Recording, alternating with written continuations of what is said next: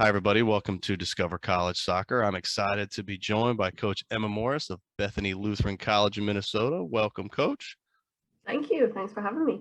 Thanks for being here. So we'll just jump right in and let's start talking a little bit about how you do your recruiting. So when do you start looking at players? When do you start hearing from players? Like what year in high school are they usually? We do get pretty much any year in high school reaching out at times, but in terms of myself trying to actually go and recruit and find them, I'm really only looking at upperclassmen, so juniors, seniors. Obviously we'll start getting freshmen, sophomores into our database and kind of just trying to keep up with them as they go through high school. But yeah, we're more so looking at juniors and seniors.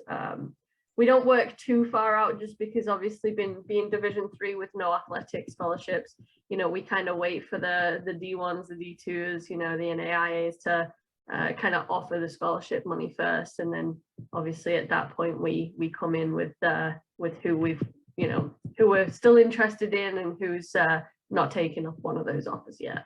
Sure. Well, how many inbound contacts do you think you get in like a week, a normal week, not, racing up to a tournament or something? But I was going to say, because right now we've got Vegas coming up, so it's a bit more, but that's a tough question. I just feel like for us, it just, again, comes in waves. It's like, sometimes we're pretty quiet, and then other times it's like, there's a lot, even without showcases, it just comes in waves. I would say coming in maybe between 30 and 50. I don't know, something Okay. like that. That's a good number. Yeah, it's really not too bad, especially for us being Division III as well. But obviously we're in a really good area in Minnesota as well, so that helps. But yeah, and then outgoing, I'm probably, obviously it's difficult again to say per month, but per month I'm maybe reaching out to, again, maybe about 50 each month. And I'd say that 50 is the ones that we've physically seen, and that we're actively recruiting from the area. But then you add international agencies, videos, NCSA, all the kind of recruiting platforms on top of that. Obviously then the number shoots up. Right. Well, what do you like to see in that first communication from a recruit? For me, I would say I like to learn a little bit about them. So major would be a big one, because obviously if we don't have that major, then that's not going to be probably the best fit.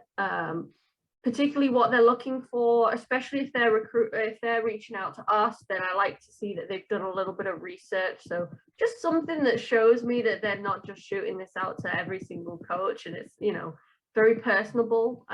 Is very, very positive for me.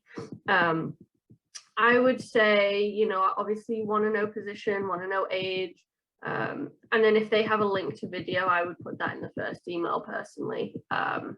Pretty much anytime I get a video through, the first thing I'll do is click on the video, after obviously reading and seeing, yes, this is someone that might be a good fit for us, then I'll check out the video, and that gives me a really good idea. Great. Now you mentioned Vegas. So what are some of the tournaments that are, kind of always on your list, and where do you do a lot of your looking at players? Yeah, it's kind of a funny question right now, just because I am going to, or have gone to, more bigger showcases this year than I ever have before. And the reason for that is because I was meant to go to Vegas, right as COVID hit.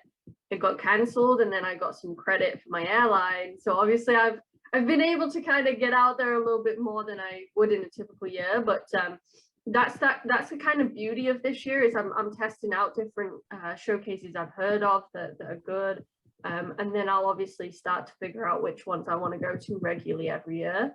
But so far the bigger ones, that aren't in the Minnesota area, I went up to Castle in North Carolina, excuse me, and then went to Disney at the beginning of January, obviously in Florida. And then I'll be going to players in Vegas. So they're the kind of three big ones outside of, kind of this Midwestern area that I've kind of put on my radar this year. And my plan is to pick one of the three every year moving forward. So I had been to Castle previously with just as an assistant coach at a different college, but the other two are new for me that I haven't been to before. So. Okay. So, Coach, we talked about tournaments, but how do camps fit into your recruiting process? Do you do ID camps at your school? Do you go out to other schools' camps to help ID players? How does that work? Yeah, no. So this year actually is the first ID camp we're ever going to host at our school, and the previous coach I don't believe did one. And so, again, as an assistant coach at a D3 in Ohio, I did a few there. So I obviously I have done them before and actually coached in them before, but yeah, this is going to be really, really fun because, obviously we get to actually host on campus and kind of have recruits see what we have to offer at Bethany that maybe wouldn't normally come and take a look as well, which is awesome. And then, yeah, of course, I do go to other camps. Obviously we have Mankato, just like literally 5 minutes away, Minnesota State Mankato, and they put on quite a few every year and are kind enough to invite us. And then, yeah, just other ones in the cities. We've been to Augsburg, for example, and obviously as we get closer to the summer, I'm sure that list will expand as well. Yeah, no, that makes sense. So, you mentioned obviously you guys are D3, so there's no athletic money. But what's the academic scholarship situation at your school? Are most kids coming in to play, getting some decent academic money? How does that work? Yeah, it's kind of a mix. Majority obviously are really high academics, and we really try to push the academics as much as the soccer. We by no means forget the fact that these girls are here to get an education, a good education, and to really be put in a position where they can succeed in the workforce, once they graduate. And that's kind of the big goal for us, is to make sure that they they're learning, even through our program, they're learning lessons and life skills that they're going to be able to apply once they go into the workplace. And yeah, and then in terms of the school itself, I mean, we have really, really good academics. And yeah, I mean, obviously we do have good academic scholarships. We do have kind of that group that'll come in for kind of the scholarship day, just to kind of try and earn some of the bigger ones and get a little bit more put towards their education. But no, majority get a really good academic scholarship, and then also have the opportunity for FAFSA if they can. So. Right. Okay. Well, if you're, let's say you're at you say you're going to Phoenix or Vegas? I can't remember what you said. Vegas, yeah. No, sorry. Those the Western cities, I don't, they all run together. But what are you looking at when you're recruiting? What's your kind of hierarchy, both on the field and off the field characteristics that you're looking for? Yeah, when we're looking outside of soccer, so not looking at skill, not looking at athleticism, any of that kind of stuff, we're looking for four things in particular. I'm looking for players that are hardworking in everything they do, right? So that includes in the classroom. Committed, again, includes in the classroom, and in their friendships, relationships, those kind of things. They're competitive, obviously, again, applies to soccer, but also applies to in the classroom, and other things as well. And then they're good teammates, outside of the actual, kind of tactics, strategy, technical stuff. We just want them to really kind of build on their relationships and make sure that they're obviously, dealing with conflict in a good way, and also, building the positives up. And I'm a big believer in team chemistry, and the teams that typically will do better are teams that also have the better chemistry, because then you fight a lot harder for one another. So. For sure. Those would be things, and then obviously, you know, academics and all the other that you associate college with. Sure, sure. Um, in terms of just locations, you know, I'm looking at your roster. You got seems like you get a pretty good mix of domestic international players. Something tells me that accent of yours is not from Minnesota. So, you know, how do international recruits kind of fit in? How much international recruiting do you do? Yeah, quite a lot. You know, again, you know, I'm from England originally myself, so I kind of knew a bit about the international recruitment just from my own experience. And you know, for us, being that we are a small school in Minnesota, we do an awesome job bringing in out of state international. You know, just as a school, I mean, we're a school of about 800 right now. You know, we've just hit our you know, best ever enrollment, and over 100 of those are international. So, you know, it's a really, really good percentage. And that means that when they come here, you know, they have a lot of other people that are in the same situation, the same boat, going through the same things, you know, the difficulties of being 4,000 miles away from home or whatever it may be. But also I think that they have a real good understanding as well for each other, and also the local community too. So yeah, I mean, if you look on our guys' side, you know, they've got a ton on their roster as well, and we're now seeing that filter through other sports and programs as well. And I think a big part is, you know, building those relationships with the agencies, because obviously, you know, when they send students here and then they have a good experience, then obviously now they're more likely to feel confident sending more kids our way. It's just kind of spiraled from there in a really good way. But yeah, just building those connections and relationships, and getting on Zoom calls, I found has been awesome, you know, for the internationals. You know, COVID definitely hit us pretty hard, but at the same time, there's a lot of positives to come out of it. And for me, it's the fact that I think in recruiting in general now, there's so many more people that are more interested in doing video calls, which I get a lot more out from personally. I would rather do a video call than a phone call at this point. So Yeah, for sure. Well, you know, you mentioned your school's about 800 students at the moment. Let's just talk more about your school, because you know some folks may not know much about Bethany. So you know, I can go on the website, click around, see a lot of stuff, but kind of give me some insights that I'm not going to find on the website. What are some awesome things about your school that most people probably wouldn't know about?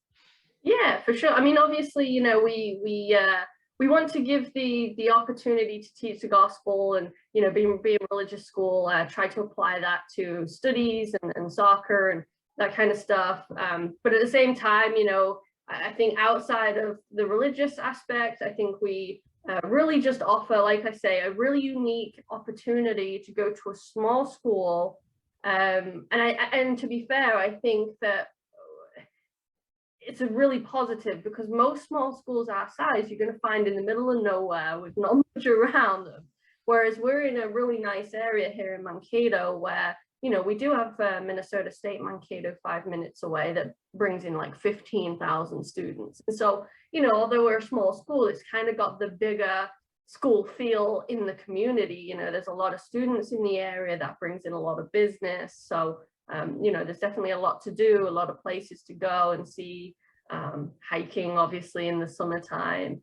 And then, you know, again, being a smaller school, I think that the beauty there is we have over 100 international students. A good amount of our students are also from out of state. And so there's just so much diversity. And I'm a big believer in really trying to, you know, increase diversity. And I believe that when you bring different people from all sorts of walks of life and backgrounds together, you know, it provides an opportunity to learn and grow with one another, and you know, share those stories and things. And so I think that's a big part of who we are. And then also, you know, again, being a small school, smaller class sizes, family feel, professors get to know you personally, and it's not very hard to reach out and ask for help when you need it. And obviously each student really has to put in the work, obviously, but having said that, I think it's really hard to fall through the cracks too. So they get a quality education, but also they're cared for as an individual. So I would say those are big things. And then in terms of the campus itself, we've had some really awesome projects that have been implemented in recent years, and then also are coming as well. And so, for us being a soccer program, a big one for us is the brand new turf soccer field, which was finished in October 2019. Obviously, then COVID happened. We had a shortened season, and then this fall we finally got to play a full season on it, and it's a beautiful facility. It looks very European in the actual kind of way that it's been created, just kind of with the typical lighter and darker green stripes. Kind of looks very much like a grass field, at one of the top Premier League teams. So and then our live stream as well. We live stream all our games, and it's just a really clear, beautiful picture. So very easy for fans, family, friends to tune in and be able to really understand what's going on, which I think I think that's a really big positive. And then we have a brand new wellness center that's currently being constructed on right now, and that should be up in January. That will house brand new locker rooms. It will house an indoor track. It will house indoor turf inside the track, hopefully maybe 7v7, 9v9 size, not quite 11v11, I don't think, but yeah, it's going to be such a game changer for us. Once the snow's on the ground and it's cold, the girls have somewhere with a softer surface to go and still play. And whereas previously they've had gym floors, so a bit harder, a bit more more on the body. So Yeah, for sure. That's great. The new construction's always nice to have. yeah.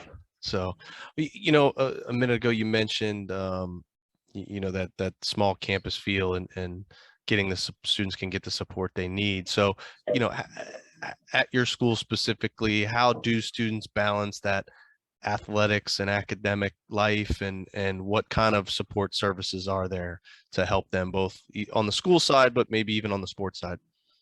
Yeah, they have a ton of options. I mean, again, a lot of the professors have office hours, and obviously during that time they can go in, ask questions. We do try to give them the full schedule for the season. Obviously things change here and there, but we try to give them that ahead of time so that they know when they're going to be missing class for games, and can obviously, ask those questions early about what they're going to be missing. Or if they're missing an exam, then, do you want me to do it beforehand or after, or what, how do you want me to go about that and handle that? A tutoring center, obviously, for whenever they need that extra bit of help. And then, we do as a program, we do study hall as well. And so obviously that helps just to have that kind of time set aside every week for our team to come together and study, in a quiet, safe environment to do so. And then, I think that, just in general, I think that we're set up very nicely for them to succeed, because as a school, we kind of have a policy where if they have a class that overlaps with practice, then they stay in class till the end, they come to practice late. So, we're really trying to prioritize the academics first, obviously. So the only thing they really miss for is a game. So that brings me to my next question then. So what would a typical day in the life of a student look like during the season, in terms of from wake up to going to bed? Yeah, no, obviously season's a little bit different, but no, kind of the typical day would be 8 or 9 a.m. would be kind of first class time. Some of them, might get a lie-in and, start at 10:30 or whatever, but the majority would start 8 or 9 a.m. And then they normally have class goes through to about 3 p.m. I'd say is probably the average. There are a few labs and a few other classes that will go a little later, past 4 o'clock into 5 o'clock. And for us this year, we had specific times for practice. So we went 4 till 6 and the guys went 6 till 8, which to be honest is pretty new for us, just because before our turf field we didn't have lights, and we had a grass field, and then you contend in with the light, and so we kind of had shorter practices, and we kind of flip-flopped. So one team would go early one week and one would go early the next week, just so that it wasn't the same team missing the same players a lot because of class. However, this year it was mainly us that obviously had players come in late, but at the same time, because we could go that little bit later, that helped. So we're not entirely sure what the plan will be for next year, and whether we keep that going or we flip-flop again. It's kind of still up in the air, but that would be the typical kind of day this year. Would be obviously 8 or 9 a.m. class through to about 3-ish, and then practice 4 till 6. Okay. What about game days? How much do you usually travel? What's kind of your typical radius for that? So our conference is mainly, it is Minnesota, Wisconsin. We do play some teams from Iowa in non-conference as well. So typically non-conference will be at the start of the season, and then we'll obviously work into conference.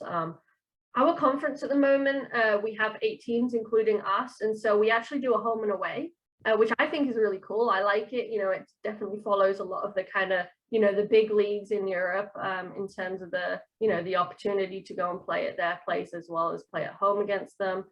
The opportunity, if you lost, to kind of get one back, or vice versa, maybe you won and you want to kind of get the double on them. So it really is nice. And then in terms of locations, in our conference, the closest for us, MLC, 45 minutes up the road.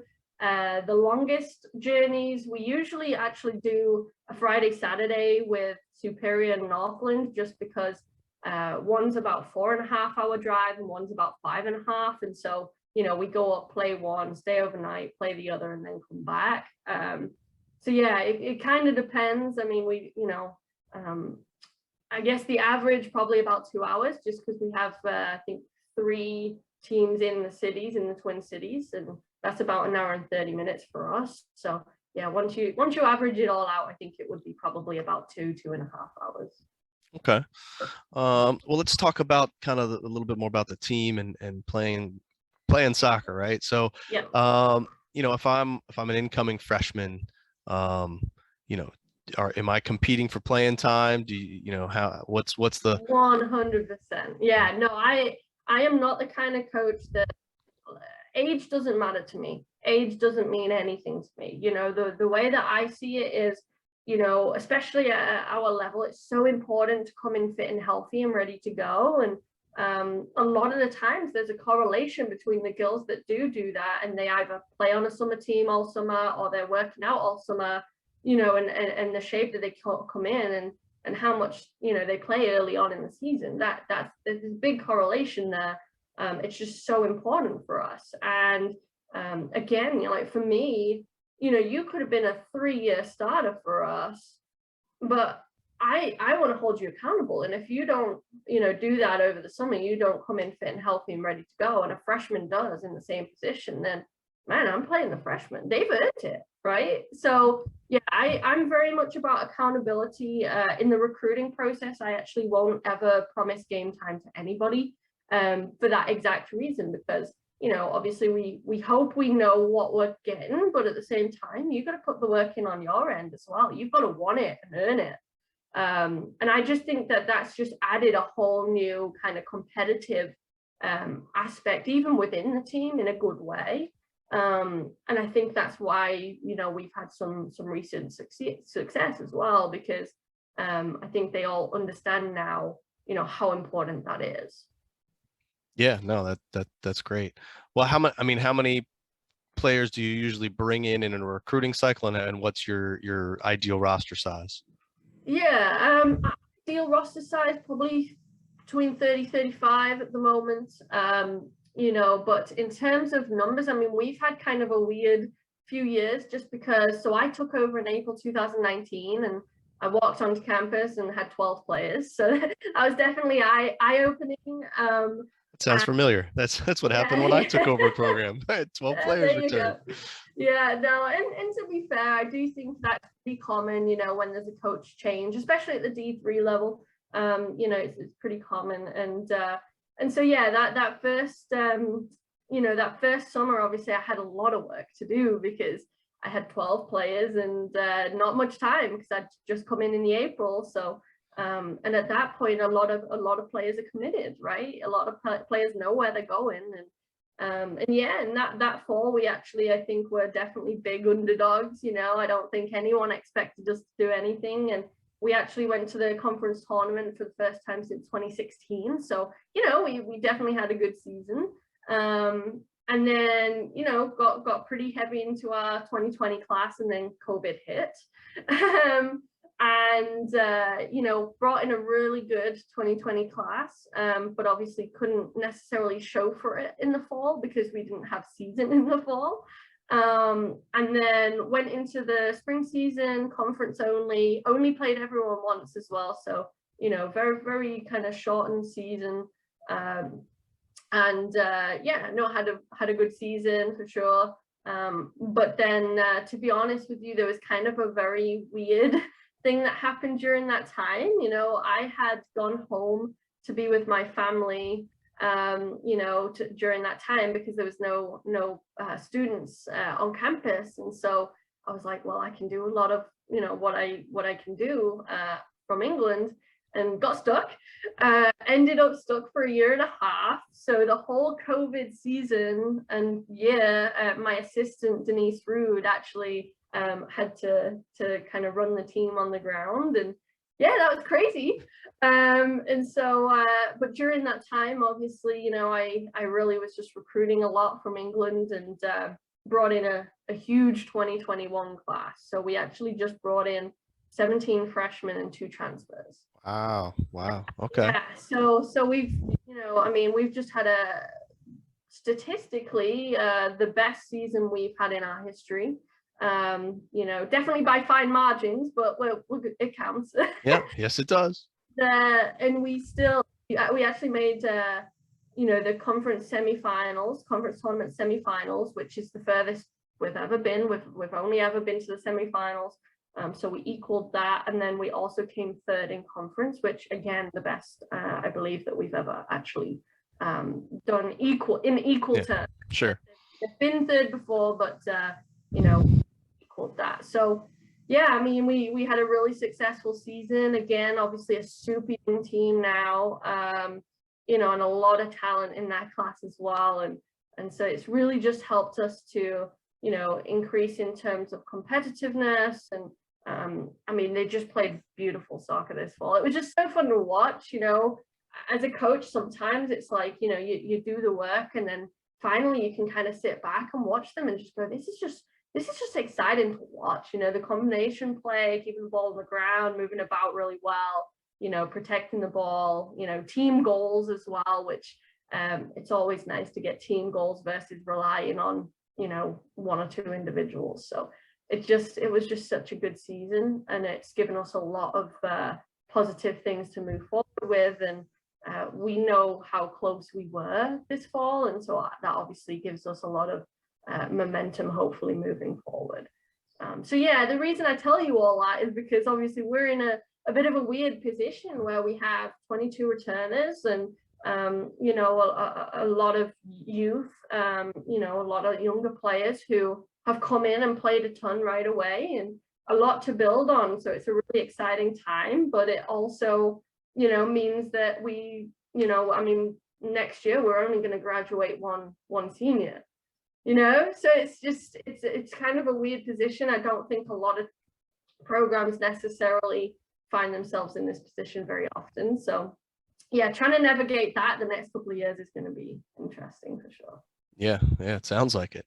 Well, sorry, I guess I didn't answer the question. I mean, average class, you know, probably between probably between 7 and 9, I would say, in an average. Right. You're just not in the time of doing averages right now. No, Gotcha. exactly. Not a problem. All right. Well, you mentioned, your assistant was able to step in for you. So how big is your staff? What roles do each of them play? Yeah, good question. I mean, so for us, the majority of our coaching staff are only really kind of actively involved during the fall season, just because they have other full-time jobs and things, and during that time, I mean, their lives are crazy, as are all of ours. But yeah, we've been very, very lucky and very appreciative with our coaching staff, just because obviously Coach Denise, like I say, really stepped up, while I was gone, and she's been consistent for the program the last few years. I mean, before I came in, she was an assistant coach too. She actually played for the program as well. So obviously, again, that just knows everything there is to know about Bethany and about soccer as well. And then obviously, Coach Ryan, he was previously an assistant coach, took a kind of a year out, but then while I was away, basically stepped in to help as well. And so we've been lucky to keep him on this year, but he's actually an associate head coach on the men's side. The men's have a really big roster, and again, a lot of international. So there's a lot for him going on in his life there. And then he also holds other positions on campus and has a family as well. So yeah, again, I don't know exactly what he'll be doing in the future, but obviously we hope to keep him involved as well. And he went through the program on the men's side as well. So another person who knows a ton about Bethany and the history and the background there. And then Coach Kindred came on board this year, and she again played for the program. Actually was in the all-decade team for the 2010s, and yeah, another really great person to have around. She's been helping out a ton with recruiting as well, which is really nice. And then Coach Alexa just came on board. She's our goalkeeper coach, which again, just really exciting. She played D2 across town.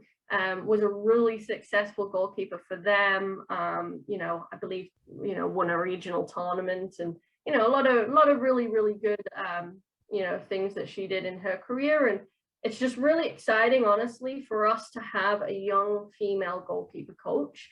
Because I think in the college game, especially on the women's side, finding a goalkeeper coach that really can connect with the players, I feel like is pretty difficult.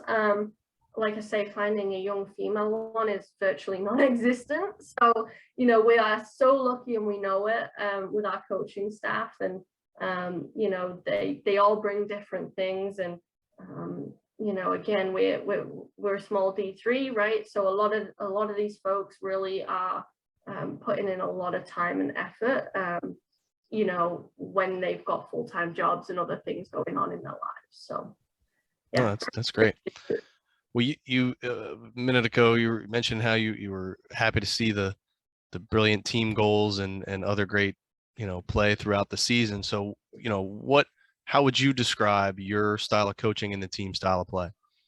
Oh, in terms of team style of play, the way that I kind of explained it to the class that just came in, and then obviously during season, is we want to play possession to go direct, right? Like I don't really have one or the other. It's more so we're gonna try and move the ball about fast, not too many touches, protect it obviously, but keep moving it about to try and open up the gaps to play through. Does that kind of make sense? So like we're not necessarily going direct, and we were a direct team before because that's what made sense with who we had, and the talent that we had. And whereas now we have so many girls that are technical and that can play that style now. And so yeah, it's like I say, it's really nice to be able to actually see the combination play, and the kind of little tricks and flicks that they do, and they seem to really understand each other and what they're going to do a lot better this year as well. So yeah, possession to go direct. And then in terms of me, I mean, obviously I feel like it's a lot better to ask the girls because I'm sure they probably have a different opinion. But obviously I'm English, typical yeller. I'm passionate, right? Like I'm super passionate, and so yeah, I'm definitely a yeller. I'd like to think that's in a more positive way, and I'd say I'm giving more instruction. So when it is more of a criticism or a negative, it's not necessarily that way. I'm trying to help them to change something that I feel needs to be changed right away. But yeah, whether the girls, I don't know what the girls would say on that one. That would be an interesting one to ask them. But and then obviously, I definitely like to do a lot of one-on-one coaching. But at the same time, to be honest, I've been very open with the girls that, hey, if you want to know something and you want to, you want to do video, you want to do analysis, go over things individually, come and ask. I want you to make that step. And so I've been kind of a little bit, letting them come to me with that. And I think as time grows and as they, especially being a young group, as they, grow a little bit older, I think they're going to be more confident to do that. But we haven't seen a ton of that this year, and that's definitely something I'd like to see more of in the future. Yeah. Well, you said you had a young group, so that makes, Exactly. not too much of a surprise. And I never say I'm yelling. I'm just making sure you hear me on the other side of the field. Right? Well, and the funny thing is, the girls, I don't even know if they'd describe it as shouting or yelling, because they say that I am the absolute worst at projecting my voice. And it's true. I'm so bad at projecting my voice, but I'm working on it. We all have the things we need to work on, right? So, exactly. Speaking of things to work on, what are you guys doing in the off season? Yeah, so being D3, I'm pretty much not allowed to be doing any kind of coaching during this time.